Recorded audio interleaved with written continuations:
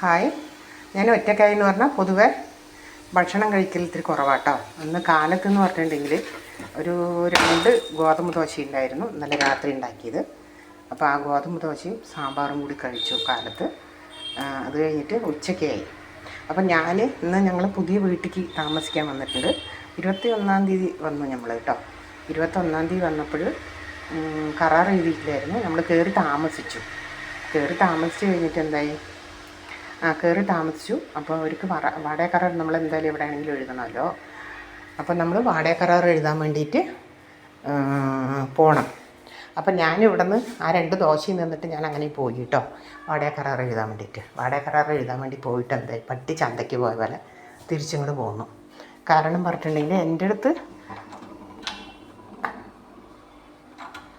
ആധാറൊക്കെ ഉണ്ട്. നമ്മുടെ പേഴ്സിൽ ഞാൻ എപ്പോഴും ആധാറൊക്കെ കൊണ്ട് നടക്കും. എവിടെ കിടന്ന് മരിക്കുകയെന്ന് അറിയില്ലല്ലോ. അപ്പോൾ എവിടെയും കിടന്ന് മരിക്കുകയാണെങ്കിൽ തന്നെ എന്താ പറയുക, നമുക്കതിൽ തെളിവായിട്ട് ഓടി എത്തിക്കാൻ വേണ്ടിയിട്ട് അത് വേണമല്ലോ. പക്ഷേ അങ്ങനെയൊന്നും അല്ല കേട്ടോ. എന്നാലും ഞാൻ എവിടെ പോവുകയാണെങ്കിൽ എൻ്റെ അടുത്ത് എൻ്റെ തെളിവുകളൊക്കെ ഉണ്ടാവും. അപ്പോൾ അങ്ങനെ വന്നു. അപ്പോൾ ഉച്ചയ്ക്ക് കഴിക്കാൻ വേണ്ടിയിട്ട് ചോറൊന്നും വെച്ചിട്ടില്ല. ഞാൻ ഒറ്റയ്ക്കായി പറഞ്ഞാൽ ഫുഡ് കഴിക്കാൻ ഇത്തിരി പാടാണ്. അപ്പം ഞാൻ എന്ത് ചെയ്തു, ഒരിത്തിരി ഗോതമ്പ് പൊടി എടുത്തിട്ട് അട പോലെ ഉണ്ടാക്കിയിട്ട് അതിലിത്തിരി നെയ്യൊക്കെ ഒഴിച്ചിട്ട് ഒരു അട ഉണ്ടാക്കിയിട്ടുണ്ട്. ഇത് ചട്ടിയുമ്മ പരത്തിയ അടയാട്ടോ. ആ അട ഉണ്ടാക്കിയിട്ട് അത് കഴിക്കാൻ ഇത്തിരി വെള്ളം കുടിച്ച് പറഞ്ഞാൽ വയറൊക്കെ നിറയുമല്ലോ. ഒറ്റയ്ക്കായെന്ന് പറഞ്ഞാൽ ഭയങ്കര വിഷമമാണ് ഭക്ഷണം കഴിക്കാനൊക്കെ. അപ്പോൾ അത് ഉണ്ടാക്കിയിട്ടുണ്ട്. പിന്നെ ഇപ്പോൾ പുതിയ ഇത് വന്ന വീടാണത് കേട്ടോ. അത് ബാത്റൂമാണ്. സാധനങ്ങളിപ്പോൾ ഒതുക്കണുള്ളൂ. പിന്നെ ചെറിയൊരു ടി വി. ഇക്കാലത്തെ ടി വി ഒന്നുമല്ല, കുറേ കാലമായതിൻ്റെ ടി വിയാണ്. ഇത് ഉമ്മറുമാണ്. ഞാൻ അടച്ചിരിക്കുകയാണ്. പിന്നെ ഞാൻ കാണിച്ചു തരാം കേട്ടോ.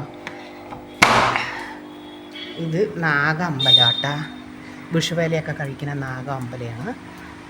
നമ്മൾ ആദ്യം ഇരുന്ന സ്ഥലത്ത് പറഞ്ഞാൽ കൊടുക്കാട്ട് ഇത് ദേശത്തിലത്തെ ദേവിയായിരുന്നു.